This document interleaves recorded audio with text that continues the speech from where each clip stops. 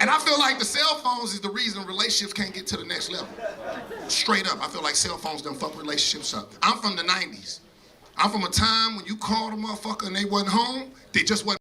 This is day one of the 5 Perfect Week Challenge. I'm with Teo, and we're gonna start on the mile.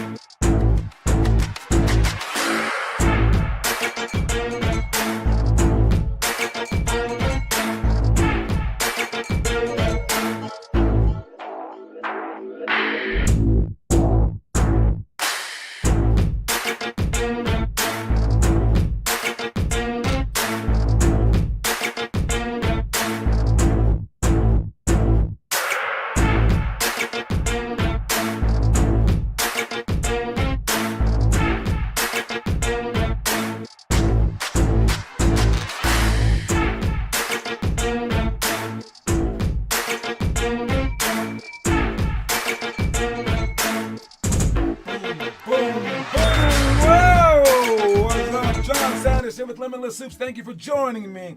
All right, we are ready to go. It's on Tuesday, whatever the date is. All right, this is our official announcement.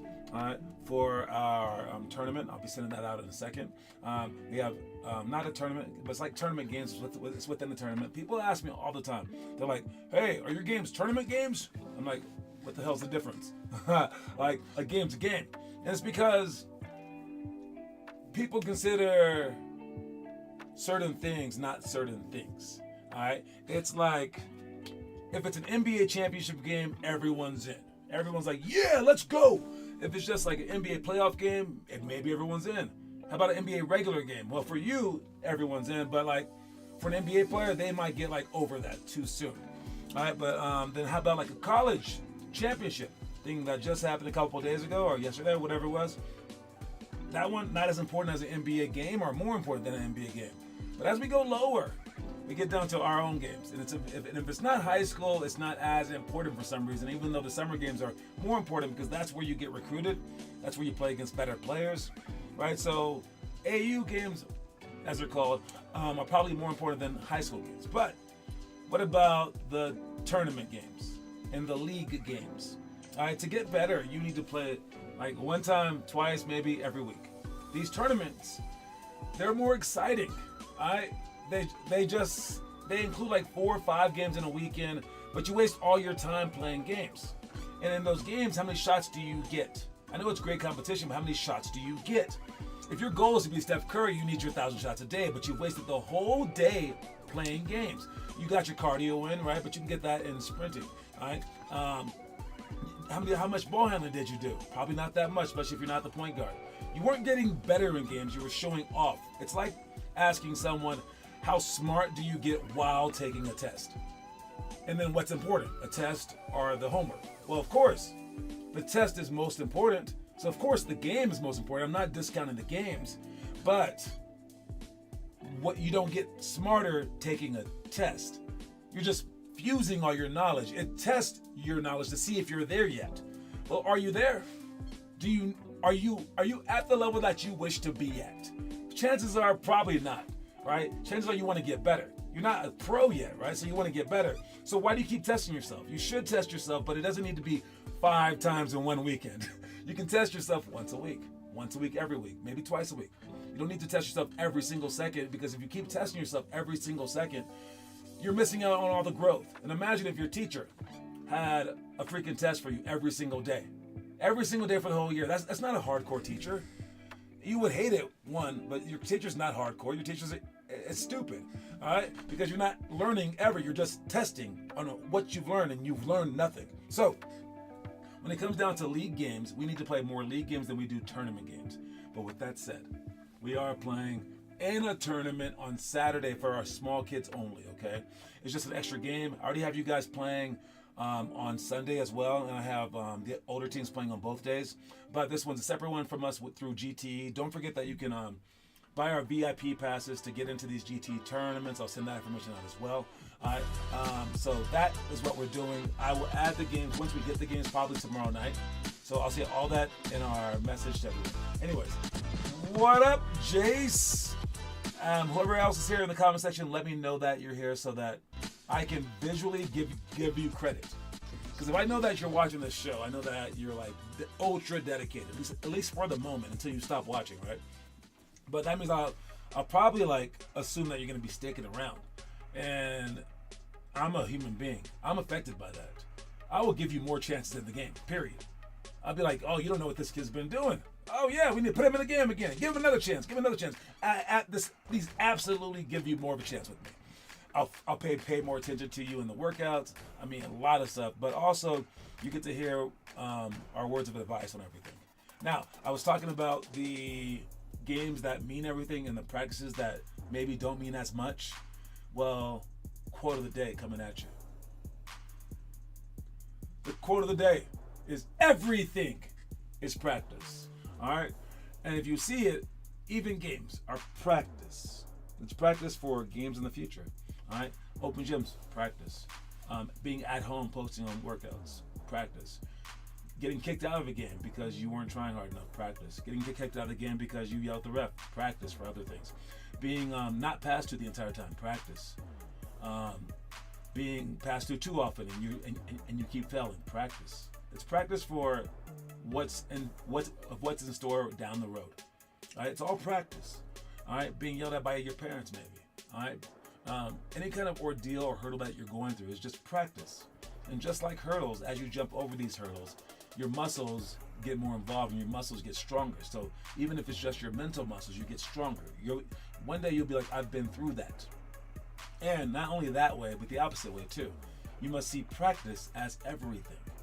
Okay? So as you're working out, as you're practicing with your team practices, as you're doing warm-ups, as you're doing the games, as you're doing the tournaments, as you're doing the NBA finals. It's all the NBA finals. It's all like the most pressure-filled thing on earth. And you're not going to give yourself an anxiety attack because you're going to get used to it. That's how the human body is. You're going to get so used to it that when the NBA finals do come, everyone else will be nervous, but you'll be like, no, I've been here before. And they'll be like, what? You've been in the NBA finals before? And you're like, nah, but I've been here before. I've experienced this kind of pressure. And they're like, oh, were you in the college finals? You're like, no, but I've been here before. I've experienced this kind of pressure. They're like, when? When did you experience this kind of pressure? And you're like, every single day. Because I've treated everything as if it were the NBA finals. Even practice, even when I'm shooting free throws, I've added the nerves to it. And I've been shaky and jittery, so that shaky and jittery is just, it's what I'm used to. When you take away the pressure is when it screws me up. That's what you want to be like. So everything is practice and practice is everything. All right, quote of the day.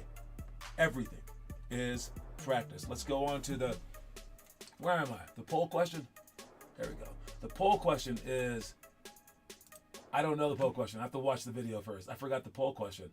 I guess we'll see in a second. That long pull-up too that went begging. We'll see. Oh, I remember this. Okay. Hold up. All right. So this is the last second shot to win the game. But it's an accidental last second shot to win the game. My poll question to you guys, and answer in the comment section if you like, is would you be okay with winning the game with an accidental shot? I mean, it's kind of weird, kind of embarrassing. Would you like it? Would you just be like, oh, I didn't make it. Oh, tell me what you would say, and then watch this. You have to expect he's going to get it and keep it, but we'll see. 10 seconds to decide it. Huskies trying to spoil senior night and send CMU's season to conclusion. Dent with 2 seconds, just throws it at the rim, it goes in. It's a line drive, and NIU has the lead. Oh my goodness, when you're running. So yeah, that was not on purpose. That was a pass. He just threw the pass kind of straight up high, and the thing went in. I mean, that's pretty money. I mean, I don't know how many game winners that dude has ever won his team, but that is legit. That is legit. Would you be okay with that if that was what happened to you for your game winner? That's the poll question today. Let's move on. We got our the thing that we're doing, stuff that we're doing for today. All right. We have form bank switches. That's a part of the team shooting. Epic drill, 6-spot shots, pump fake to jab jumper.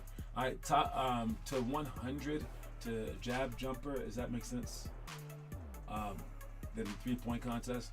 Okay, so what this means is this. For the form bank swishes, these are form shots, but you're going to bank them in. Bank and swish them. So hit the backboard and come straight through the rim. This helps your form shot. It's even better than a form shot because it ensures that you have the right kind of arc, but also the right kind of spin. Everything's involved in this, okay? For epic drill, it's a hard dribble. It's a dribble, then between the legs, then you shoot with the opposite hand. And as the ball comes in the rim, then you bounce it again.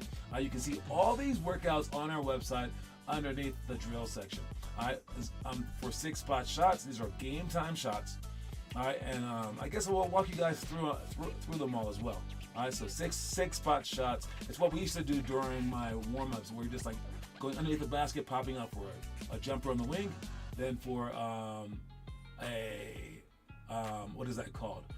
Oh my God, a flare to the corner, then a flare to the wing, then a screen away shot, and you're practicing all these different shots, last second shots at the end, and also screen away, down screen shot. These 6 different shots, you're practicing them because they're game time things, especially within an offense. And you're practicing them so you can emulate the actual games. Okay, so we'll get that going. So really pay attention to these shots and go as hard as you can so you can pretend like someone's guarding you.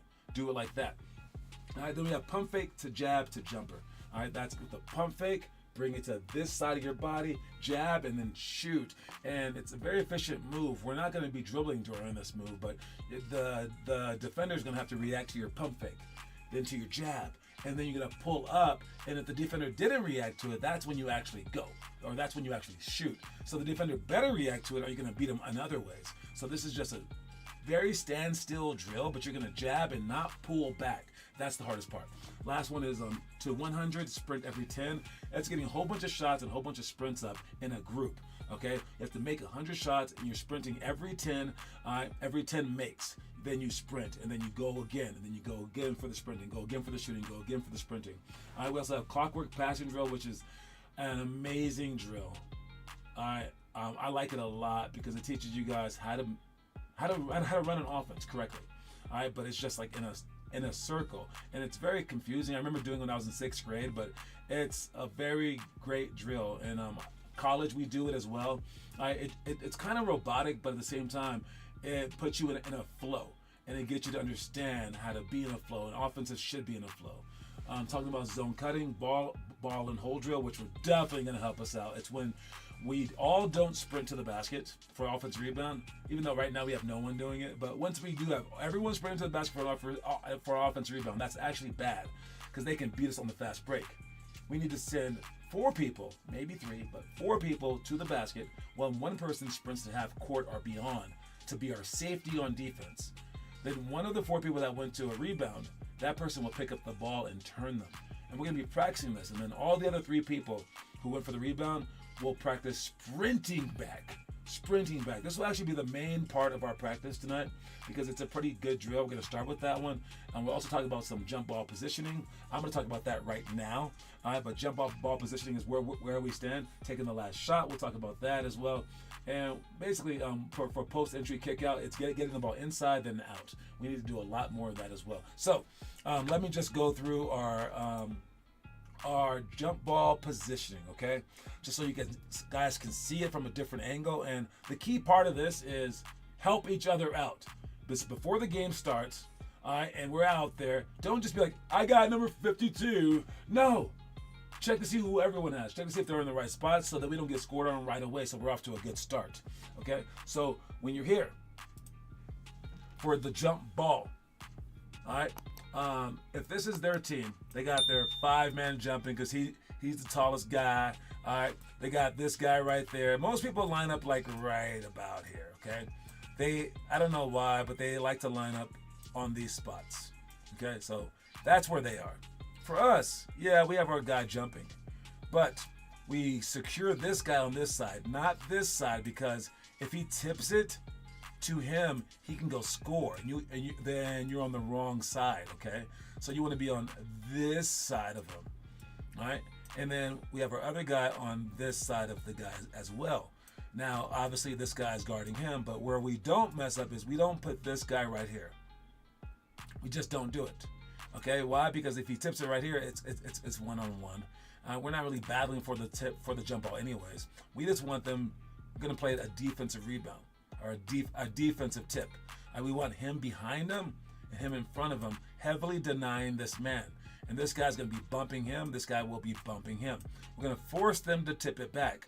Now, in games where we're kind of quicker, what we like to do is, as soon as they throw the ball up, if this guy was facing this direction, then he would just run and steal the ball because they were already tipping it that way. His eyes are on the ball. His eyes aren't on you leaving your man. And then as they tip it to this guy, you can steal the tip and then go for a layup like that, like to start off the game. So that's how I like to line up. That's how we can possibly take advantage of it if we still want to get the tip. But we want to make sure that they don't score on us immediately. Because that was the whole key to every time that I went for a jump ball ever throughout like high school. It's just tip it to someone and go score to show them that you're going to kick their butt. So don't let them do that to you. All right, let's check out the trivia question today. All right, we have Jace leading the way again. All right, with 2 points. Ronnie's right behind him with 1. Then Nate Carwin with 1. All right, let's see who wins it for the day. Is it a hard question, easy question? Very easy question. Very easy question. The question is this. Who was the first head coach of the Toronto Raptors? That's pretty straightforward. No trickiness, just straight up. Who was the first head coach of the Toronto Raptors? They were a team that started not so long ago. Not so long ago, meaning 25 freaking years ago. No, 30 years ago. I'm so old. I remember when they were started. Oh my God. I'm dying. Help me. No. But yes, who was the first head coach of the Toronto Raptors? And that's good enough for me. That's good enough for me. I can tell that you know the answer. You just type it in fast. It would be Malone. If you know his first name, that would help too. But yes, I will give you the answer. It is Malone. And if you know anything about basketball, especially in Colorado, you will know that this guy, Brendan Malone, all right, is the father of Michael Malone, who is the current head coach of the He is no longer the head coach of the what? Why? Aren't they just in fourth place? The Nuggets fired their head coach today. Why would they do this? Why? Chase, you get 3 points. But why? Why would they fire their head coach? This is crazy. But yes, his father was also a head coach before he was the no longer head coach of the Denver Nuggets. And yeah, that's crazy.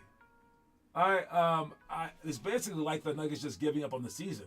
All right, these people are fickle, man. I'll tell you that. As a Laker fan, I believe the league is trying to fix it for a Lakers Boston Celtics final. They gave us Luka. They fired like the Bucks head coach last year. They fired another head coach last week, Memphis. It's getting crazy. They want LeBron in the finals. That's what I think. I think it's a conspiracy. I'm telling you right now. I'm just telling you. I'm sorry. But anyways, you get the point. Congratulations. Ad time.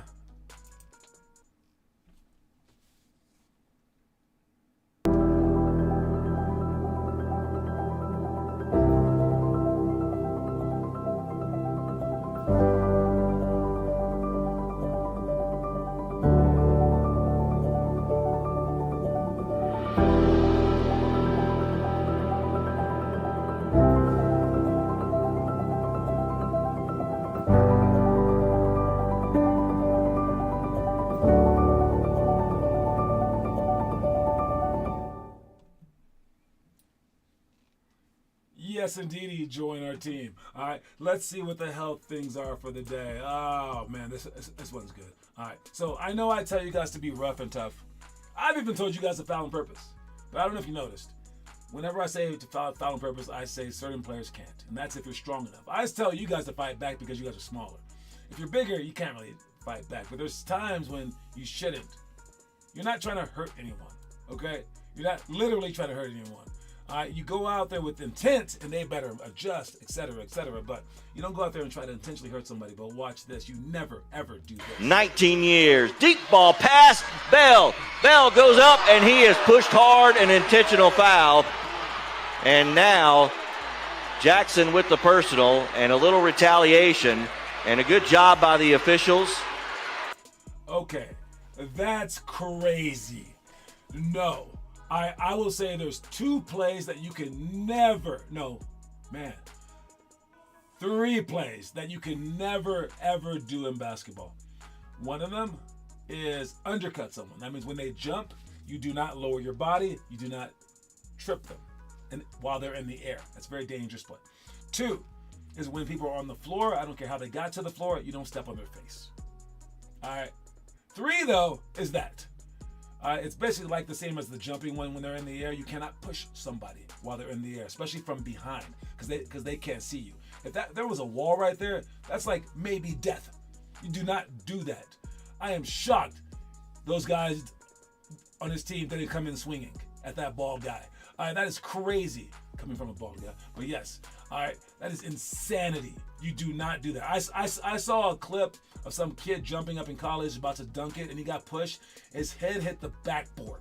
All right, you do not do that. All right, you're hearing it from me. I'm the most ruthless basketball player that you'll ever meet. All right, I hit people for fun. I like it. It's hilarious. I don't mind when they hit me either. That's cool. I'll shake their hand afterwards. But not those three things. And this is one of them. All right, don't do that.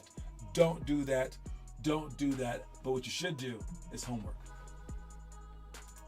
And if you're doing homework, you must remember what I always say. You are what you do, not what you say you do. I need a new quote. Maybe a different quote every single day. I don't know. We'll see. But yes, who's doing homework? We got Weston, we got Josiah, we got Owen. Back-to-back days. Got Jace right there with all the stuff. I need to combine these, but it's okay. We can have 3 different ones right now.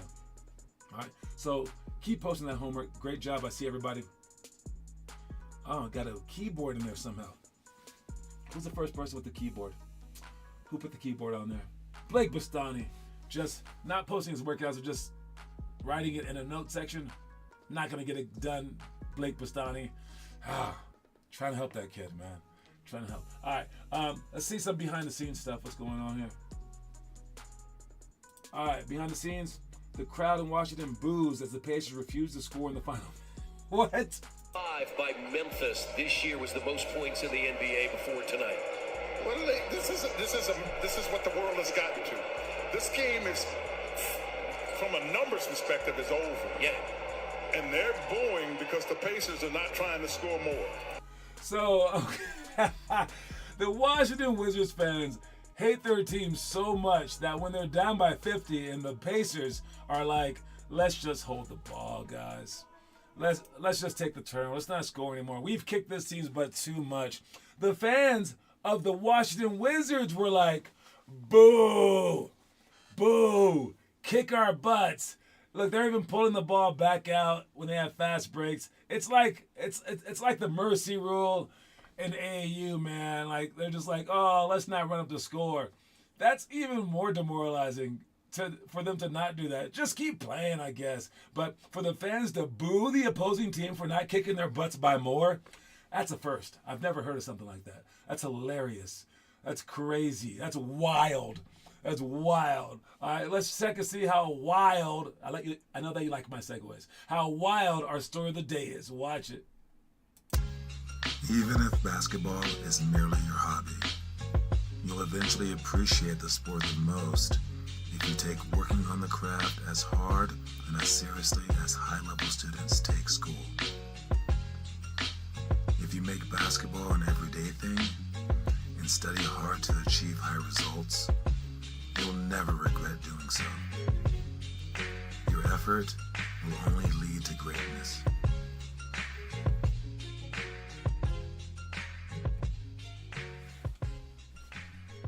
You know, so people hire athletes a lot because athletes show dedication. They do things like that. All right, same with like people in the army.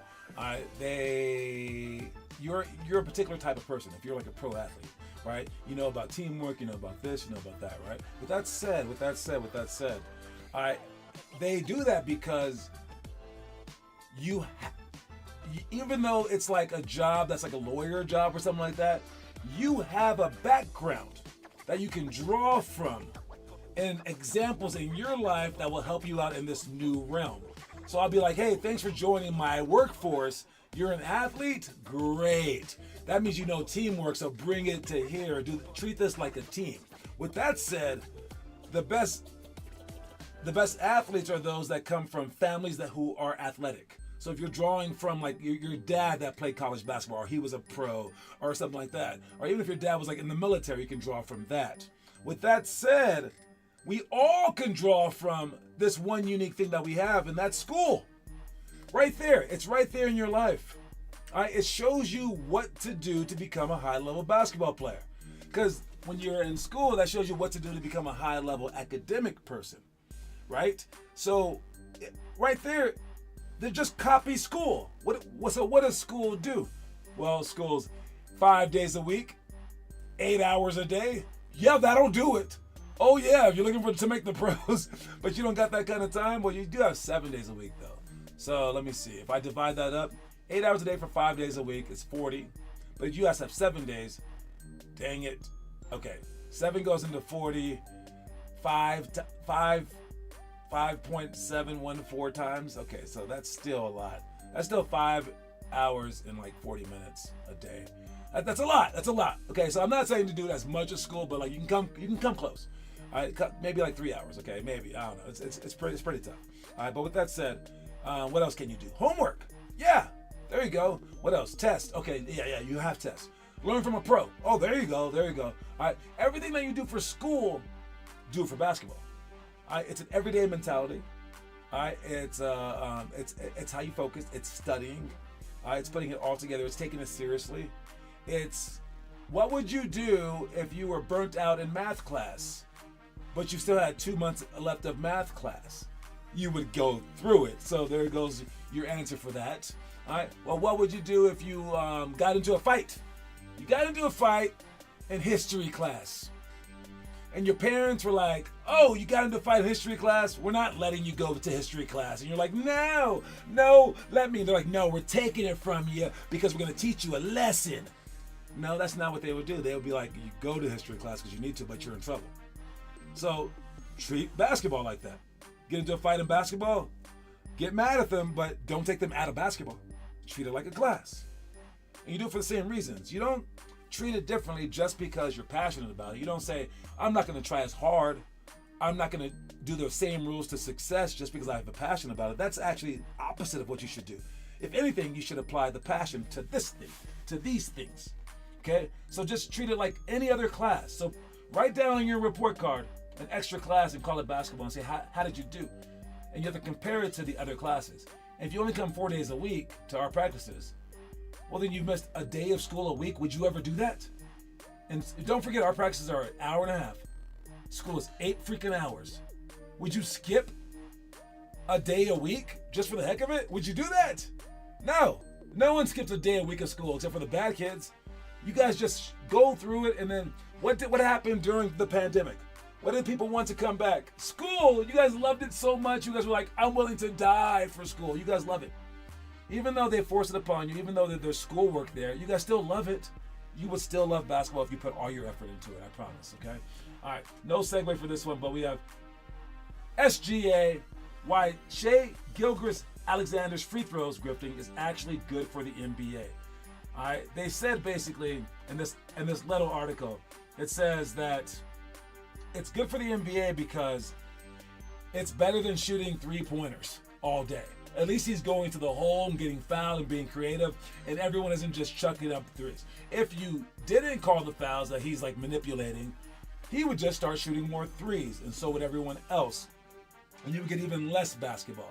So that's what this article is saying. Do we buy that? Do we believe that? I do believe that there was an art to manipulating fouls, and as a defender, I try to avoid that stuff, but I think it comes down to like Shaquille O'Neal and Wilt Chamberlain. It's, yeah, bigger players are good until they get too big. So this is great until you get too good at it. And Shai Gilgeous-Alexander is probably the best we've ever seen, better than James Harden at getting fouls. I have seen some of the things he does. I always like throws one hand this way. That as a referee, I would not be able to catch that. And he also toes the line in between what is a foul and what may not be a foul. Because we're like, even in slow motion, I'm like, should that be a foul? It's crazy. Does he deserve MVP off of this? Probably not. But is it good for the NBA? I guess it's better than the alternative. So I'm with the article, I suppose. At least he's going to the basket. All right. Don't forget, guys, we have games coming up. I'll send information about that in a second. But also the quote of the day is everything is practice. All right. So make sure that you guys go out there at practice tonight and treat it like everything. All right, it goes both ways. Everything is practice and practice is everything. Now, don't get it switched up when I ask you at the actual practice because you have to do push-ups. But yes, quote of the day, everything is practice. That's my time. I'll talk to y'all soon, man. Reese's Pieces, guys. Talk to y'all. Peace.